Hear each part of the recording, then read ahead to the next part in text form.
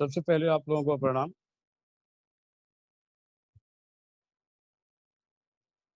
एक बार शिवाजी के दादा ने शिवाजी से कहा कि शिवा, तुम अपने को अर्जुन जैसा धीर वीर ज्ञानी महापुरुष बनाओ। तो शिवाजी ने कहा कि दादाजी, मेरे पास तो कृष्ण जैसा गुरु है नहीं कि मैं धीर वीर ज्ञानी महापुरुष भक्त बन जाऊं। तो शिवाजी के दादा ने कहा कि शिवा, तुम अपने को अर्जुन जैसा बनाओ, कृष्ण स्वयं खोजते खोजते तुम्हारे पास आ जाए। तो हम लोग भी अपने को अर्जुन जैसा बनाएं, फिर भगवान खोजते खोजते स्वयं ही आ जाए। एक आदमी से पूछा गया, भैया तुम नौकरी क्यों करते हो? बोला, पैसा कमाने के लिए। फिर पूछा गया, पैसा क्यों कमाना चाहते हो? तो बोला, खाने के लिए। फिर पूछा गया, खाना क्यों चाहते हो? तो बोला, जीने के लिए। ये पूछा गया कि जी क्यों रहे हो? तो बोलता, भाई ये तो पता ही नहीं, बस जी रहा। यानी लक्ष्यहीन जीवन जो है संसार में अधिकांश आदमी जी रहे हैं, उनके जीने का कोई लक्ष्य ही नहीं। अर्थात केवल जीवन में भटकाव। लक्ष्यहीन जो जीवन होता है केवल भटकाव होता है और उसके अलावा कुछ नहीं। उसका परिणाम है शोक मोह दुख और अज्ञान। कबीरदास जी कहते हैं कि जब कबीरा जब मन निर्मल भया, जैसे गंगा नीर, पाछे पाछे हरि चले, कहत कबीर कबीर। एक संत थे, वो पूजा पाठ अर्चना वंदना सब बंद कर दिए, आरती फारती सब बंद कर दिए थे। और संतों ने उनसे पूछा कि बाबा जी, आप पूजा पाठ भगवान की आरती पूजा वंदना क्यों बंद कर दी? तो उस संत ने कहा कि हमारे यहाँ सूतक। तो और संतों ने पूछा कि बाबा जी, आपका दुनिया में है कौन की सूतक? सूतक तो दो ही अवस्था में लगता है, या तो किसी के मृत्यु पे लगता है या किसी के जन्म होने पे लगता है।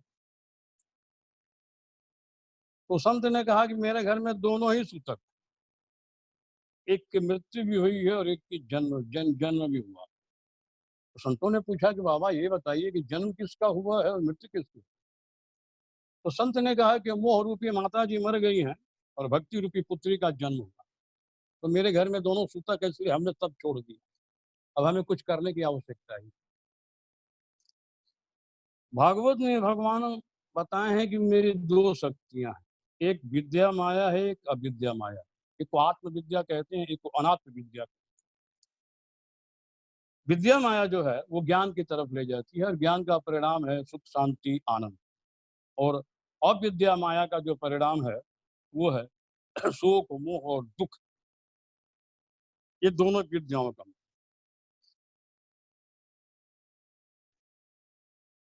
स्वरूप का स्वरूप है। भागवत में भगवान कहते हैं कि यह विद्या माया का बखेड़ा है, वास्तव में न जन्म है न मृत्यु।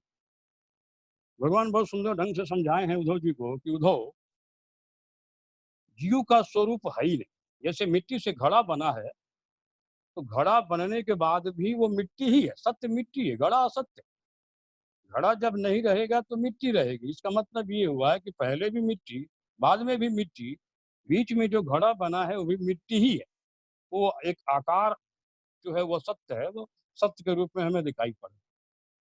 तो भगवान कहते हैं कि उद्धव, चेतन तत्व और जड़ तत्व दोनों जब मिलते हैं तो जीव का स्वरूप बनता है। जैसे पानी में अगर आप चीनी डालते हैं तो दोनों मिल के एक शरबत बनाते हैं। तीसरा फॉर्म, तीसरा रूप बन रहा है, जिसको हम शिकंजी भी कहते हैं, शरबत भी कहते हैं।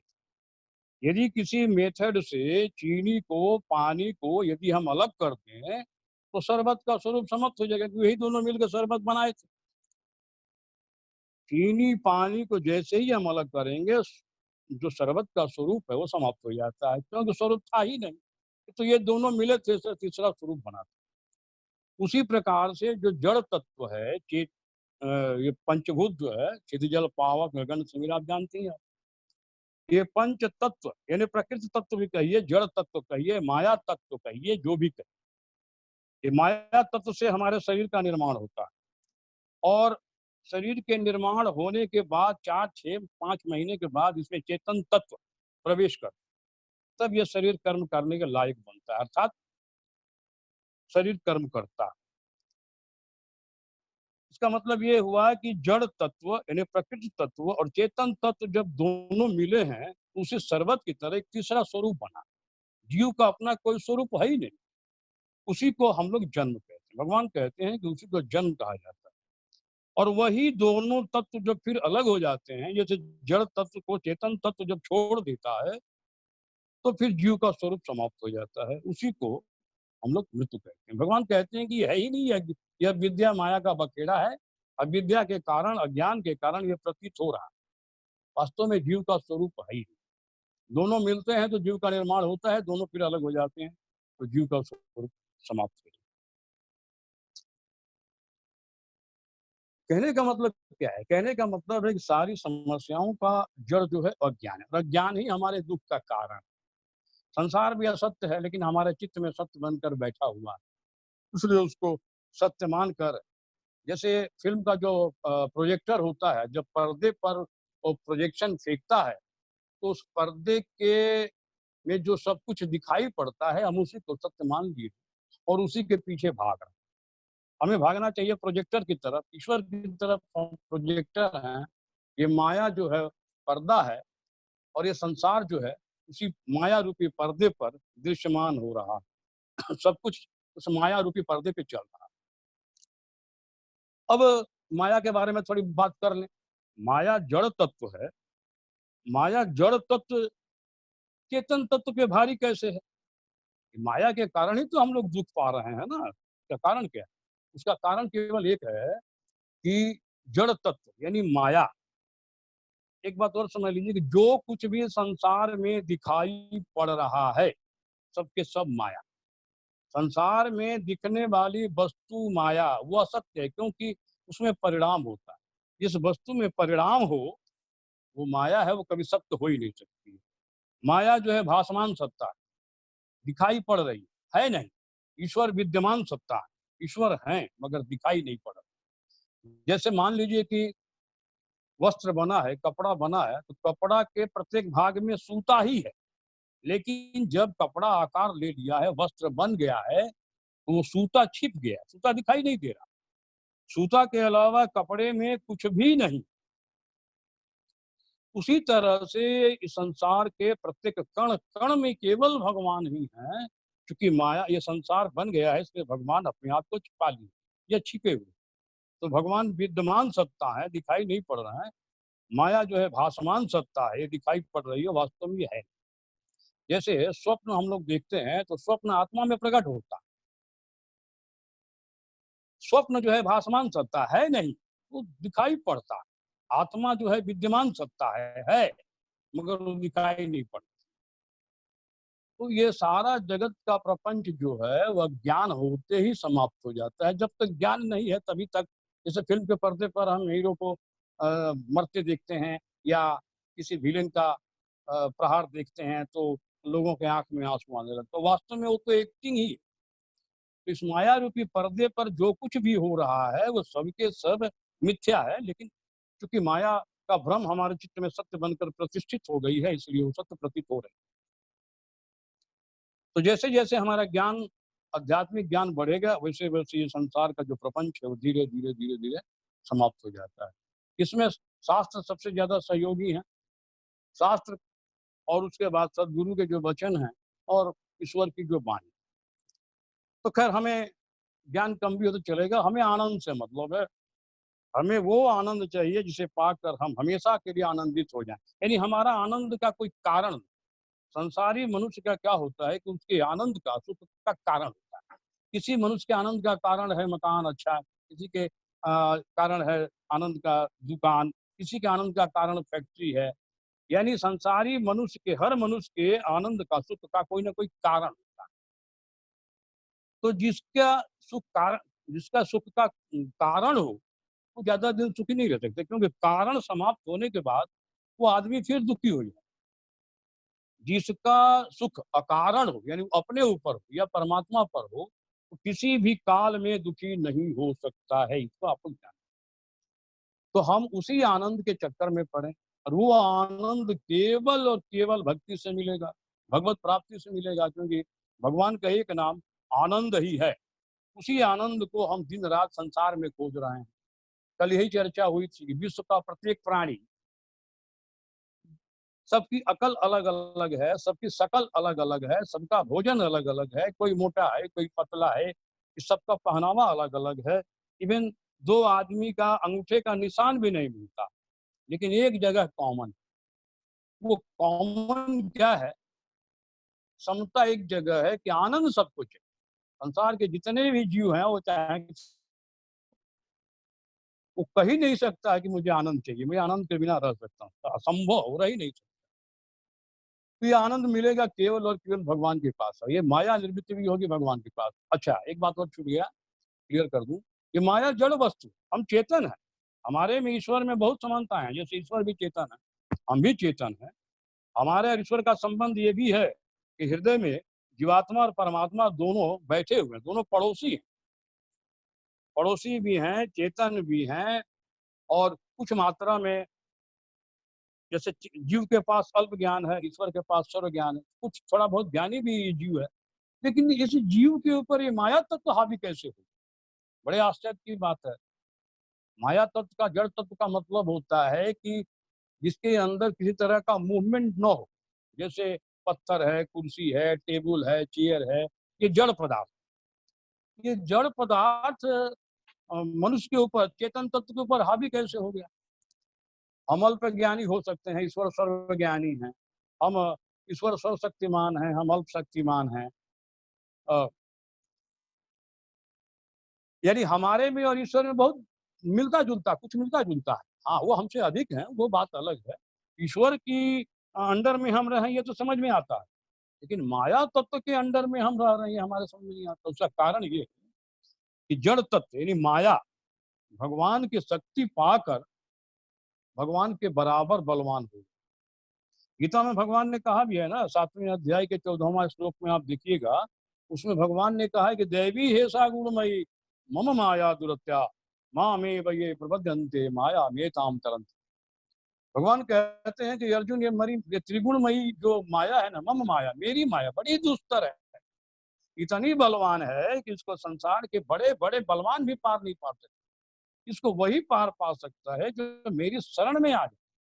शरण में जाते ही माया समाप्त। भगवान कहते हैं कि माया का हिम्मत नहीं है कि मेरे सामने वो ठहर सके। इसलिए जो भक्त मेरी शरण में आ जाता है, वो माया से विमुख हो जाता है। माया उसको लग ही नहीं सकती। माया तो उसी को लगती है जो भगवान से विमुख है। भगवान से विमुख होते ही माया समाप्त।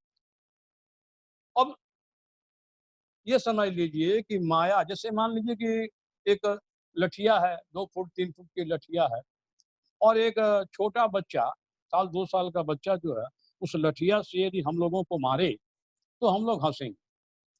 क्योंकि बच्चे के अंदर जितनी शक्ति है, उतनी शक्ति वो जड़ तत्व में डाला है, लठिया में डाला है। लठिया में तो अपने कोई मारने की शक्ति नहीं है। जड़ तत्व में चेतन तत्व की जब शक्ति प्रवेश की है, तब वो जड़ तत्व में थोड़ी शक्ति गई। तो जैसे बच्चे ने अपने हिसाब से उस लठिया को पकड़ा है और अपने शक्ति के अनुसार वो लठिया चला रहा है, हम लोग को मार रहा है। तो बच्चे के अंदर चूंकि शक्ति कम है, इसलिए वो लठिया में शक्ति कम डाल पाया है, इसलिए हमें चोट भी कम लगता है। लेकिन उसी लठिया को, उसी जड़ तत्व को, उसी माया तत्व को यदि कोई पहलवान, दारा सिंह या रंधवा उसका भाई जो था, वो अगर अपनी शक्ति लगा के और उस लठिया से हम लोगों को मार दे, तो फिर जय सिया राम हो जाए। कहने का मतलब क्या है? लठिया में तो कोई शक्ति नहीं, लेकिन चूंकि बच्चे के अंदर शक्ति कम थी, तो लठिया के अंदर शक्ति कम प्रवेश हुई। लठिया जड़ तत्व है, उसमें कोई शक्ति ही नहीं। लेकिन वही लठिया जब किसी पहलवान के हाथ में लग गई और पहलवान के अंदर जितनी शक्ति थी, वो पूरी की पूरी शक्ति उस लठिया में प्रवेश कर गई, तो उस लठिया जो है, वह पहलवान के शक्ति के बराबर हो गई। फिर वो अपनी शक्ति से जब हमारे ऊपर प्रहार किया है, तब हमारा जय गोविंद गोपाल सब हो गया। उसी प्रकार से ये जड़ तत्व जो है, माया तत्व है, भगवान सर्वशक्तिमान है। ये माया जो है भगवान की शक्ति पा गई, और शक्ति पाने का नतीजा ये है कि ये माया तत्व जो है, ये ईश्वरीय तत्व, ब्रह्म तत्व के शक्ति के बराबर हो गई। इसीलिए हम माया हमारे ऊपर हावी है और हम माया को पछाड़ नहीं पा रहे हैं। अपने ज्ञान, भक्ति वैराग के द्वारा। यदि समर्पण न हो ईश्वर का तो ये माया कभी निर्मित हो ही नहीं सकती। ईश्वर का समर्पण ही ये माया को निर्मित कर देता है और ईश्वर से हम जुड़ जाते हैं। भगवान की कृपा सब मिलने लगती है। भगवान ने तो कह दिया कि तुम आनंद कहाँ खोज रहे हो, तुम मुझसे केवल जुड़ो ना, मैं आनंद हूँ। मैं तुम्हारे चित्त में जब प्रवेश करूंगा तो ये माया के जितने भी विकार हैं, कल इसी पे चर्चा हो रही थी, माया के जितने विकार हैं सब निकल के भाग जाए। तुम्हारा अंतःकरण, जैसे हम लोग पर धर्म में जी रहे हैं। एक बार की चर्चा हुई थी, पर धर्म का मतलब होता है कि जड़ जड़ धर्म, माया के धर्म में जी रहे। तो माया के चूंकि धर्म को अपना लिए हैं, संसर्ग से सभी गुण अवगुण आते हैं। तो माया से हमारा संपर्क जब हुआ है तो माया के सारे विकार, सारे गुण आ गए हैं। काम, क्रोध, लोभ, मोह, राग, द्वेष, ईर्ष्या, मद मत्सर, अभिनिवेश, सब माया के बच्चे, माया के गुण वो हमारे अंदर आ गए हैं। और जब तक ये समाप्त नहीं होंगे हम सुखी हो भी नहीं सकते। ये हमारा धर्म नहीं। जैसे जल को अग्नि से जब आप संपर्क कराते हैं तो जल का स्वभाव क्या है? शीतलता। खुद भी शीतल रहता है, दूसरे को शीतलता प्रदान करता है। जल का स्वभाव है ही नहीं है कि दूसरे को जलाए। लेकिन वही जल जब अग्नि के संपर्क में आ रहा है, जैसे आपने कटोरे में जल को गर्म कर दिया, अब वो जल का स्वभाव बदल गया। जिस जल का स्वभाव था शीतलता, शीतल रहना और शीतलता प्रदान करना, वह जल स्वयं भी गर्म हो गया है और दूसरे के ऊपर फेंक दीजिएगा तो दूसरे के ऊपर जलाएगा। ये उसका धर्म नहीं है। अग्नि के संपर्क में आने के कारण ही उसके अंदर ये धर्म आ गया, ये गुण आ गया। तो हम जब माया के संपर्क में हैं तभी तक ये गुण हमारे अंदर है और हमें भी दुखी दे रहे हैं और हम अपने माध्यम से दूसरे को भी दुख दे रहे हैं। मन से, वाणी से, शरीर से दूसरे को दुख देने में संसारी मनुष्य कर क्या रहा है? अपने स्वार्थ की सिद्धि के लिए दूसरे को दिन भर कष्ट देने में ही लगा रहता है, सुख देने में लगा ही नहीं, क्योंकि सुख उसको मिला ही नहीं है। परम सुख मिलने के पहले वो दूसरे को सुख देने के बारे में सोच ही नहीं सकता, करने का तो बात ही छोड़। हमारा जो चेतन तत्व का जो स्वरूप है, जो आत्मा का स्वरूप है, उसमें 7 गुण होते हैं, 7 धर्म। उसमें हम आ जाएंगे, हमारा दुख अपने आप समाप्त हो जाएगा।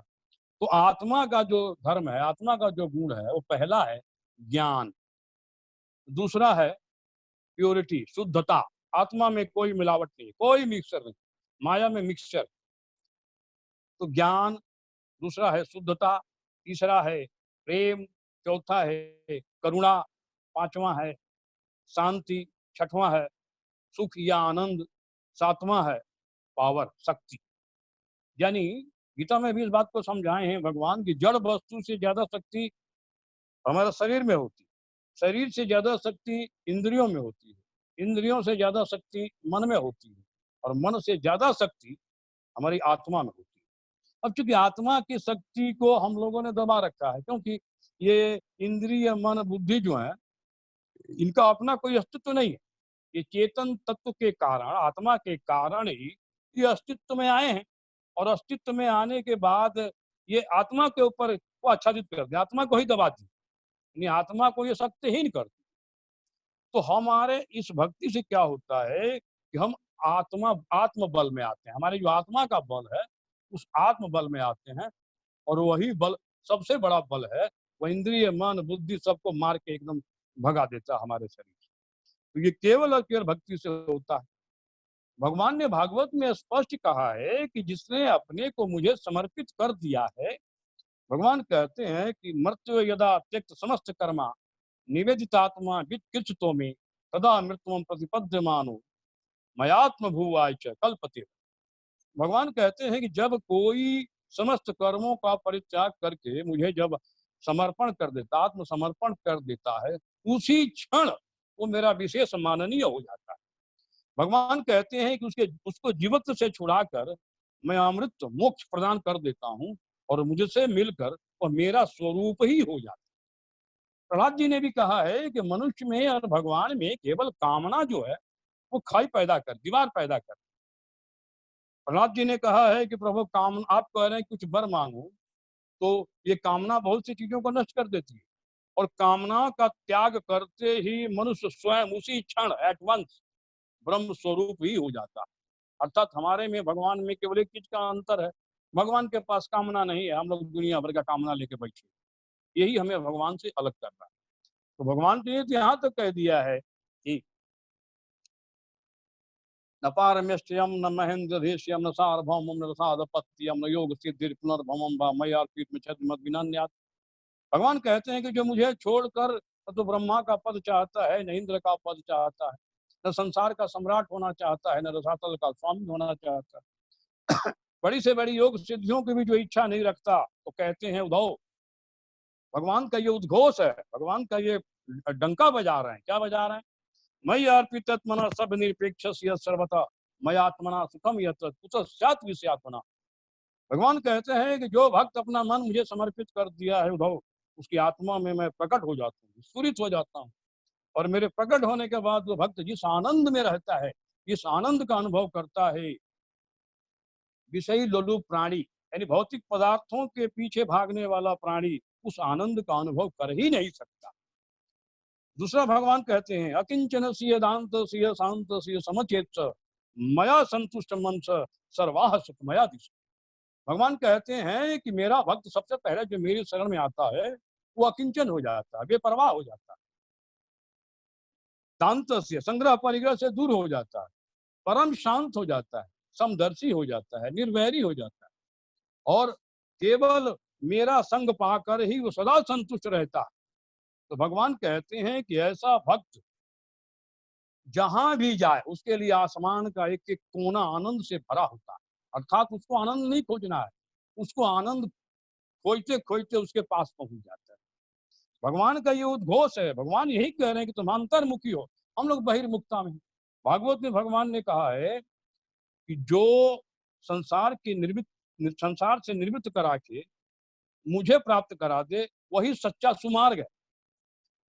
चित्त की बहिर्मुखता ही कुमार्ग है। हमारी चित्त वृत्तियां तो बहिर्मुखता में लगी हुई है ना, वो बहिर्मुखता ही कुमार्ग है। तो कुमार्ग का रास्ता हम पकड़े हुए हैं, तो हमें सुमार्ग वाला फल कहाँ से मिलेगा? मिल ही नहीं सकता। भगवान भागवत में जगह उद्धव जिसे बोले हैं कि उद्धव मलाक्षणाम इमाम कायाम लब्धवा मधर्मस्थित आनंदम परमात्मा नमात्मस्तम समुपैति माम। भगवान कहते हैं मनुष्य शरीर मेरी प्राप्ति का मुख्य साधन है उद्धव। जो इसे पाकर सच्चे मन से और सच्चे प्रेम से मेरी भक्ति करता है, अपने अंतःकरण में स्थित ही मुझ परमानंद स्वरूप को प्राप्त हो जाता। यानी आनंद सिंधु हमारे अंदर बैठे हुए हैं और हम फटे हाल बाहर में घूम रहे हैं, सुख की तलाश में घूम रहे हैं। उसके पास सुख मांगने जा रहे हैं जिसको सुख का लवलेश ही नहीं मिला। मान लीजिए कि हमारे रिश्तेदारी बिरला जी से भी हो, टाटा जी से हो, तो हमको 2-4 करोड़ 10 करोड़ 100 करोड़ रुपया दे सकते। परमानंद का सुख लवलेश भी उनको नहीं मिला है, वो सुख हमको दे ही नहीं सकते। और जब तक वो सुख नहीं मिलेगा, हम जितना भी संपत्ति जुटा लें, कुछ भी कर लें, हम न जीवन में तृप्त हो सकते हैं, न शांत हो सकते हैं, न सुखी रह सकते हैं। तो भगवान कह रहे हैं कि तुम्हारे अंदर मैं बैठा हुआ हूँ, तुम बहिर्मुखता त्यागो, अंतर्मुखता में प्रवेश करो ना। जो तुम्हारा इंद्रिय मन बहिर्मुखता में लगी हुई है, उनको अंदर मुक्ता में ले आओ, तुम्हारा 2 दिन में काम हो जाए। हम उधर जा नहीं रहे हैं। और भगवान का एक कंडीशन है भैया कि तुम अगर मेरे पास नहीं आओगे तो हम तुम्हारे पास नहीं जाएंगे। तटस्थ रहे, तुम्हारे साथ में हैं, हम तुम्हारी हर एक्टिविटी को देख रहे हैं। तुम किसी योनि में जाओगे, हम तुम्हारे साथ जाएंगे, लेकिन जब तुम समर्पण करोगे तभी कृपा। हम देख रहे हैं कि तुम भाग रहे हो, तुम किसी भी योनि में जा रहे हो, मैं तुम्हारे साथ हूँ, लेकिन तुम समर्पण नहीं कर रहे, मेरी तरफ तुम आ नहीं रहे हो। तो मेरा भी एक स्वभाव है कि मैं वैसे देखता रहूँ, दृष्टा बन के देखता रहता हूँ। और हर जन्म में तुम्हारे साथ इसलिए रहता हूँ, तुम कब समर्पण कर दोगे कोई ठीक नहीं। किसी दिन भागते भागते तुम्हें कोई संत मिल गया, तुम्हें समझा दिया, या दुखों के कारण ही तुम अगर आत्मसमर्पण कर देते हो, जैसे ही समर्पण करोगे तुम्हारे ऊपर कृपा करनी होगी। इसलिए मैं तुम्हारा साथ कभी छोड़ता ही नहीं। तुम्हारे साथ तुम किसी भी योनि में जाओ, गधे कुत्ते गली बिल्ली किसी भी जाओ, मैं तुम्हारे साथ रहता हूँ। क्योंकि तुम जैसे ही समर्पण करोगे तो तुरंत कृपा करनी होगी, और वो कृपा करने के लिए ही मैं साथ में रहता हूँ। तो ये भक्ति से ही हमारा काम बनेगा, और जितना जल्दी हो उतना जल्दी हम अपने इस काम को बनाने में लग जाएं, हमारा कल्याण हो जाएगा। इसमें कोई देर नहीं। माया कभी मिल नहीं सकती, कल भी ये बात हुई थी। ईश्वर को कभी छोड़ा नहीं जा सकता। तो जो हमारे नित्य हैं, नित्य को हम लोग छोड़ के बैठे हुए। गीता में स्पष्ट उन्होंने कहा है, पितामह से जगतो माता, 9वें अध्याय, पितामह से जगतो माता धाता पितामह वेदम पवित्रम ओंकार दीक्षा में जुड़े वच गतिर्भर्ता प्रभु साक्षी निवास शरणम सुहित प्रभु प्रलय स्थानम निधानम बीजमव्य। तुम्हारा सब कुछ मैं हूँ और तुम हम ही से विमुख होके बैठे हुए, तो हम उनके सम्मुख हो जाएं, जितना जल्दी हो जाए हमारा काम हो जाए। तो आज के लिए इतना ही। राधे राधे। अब जैसा होगा कल।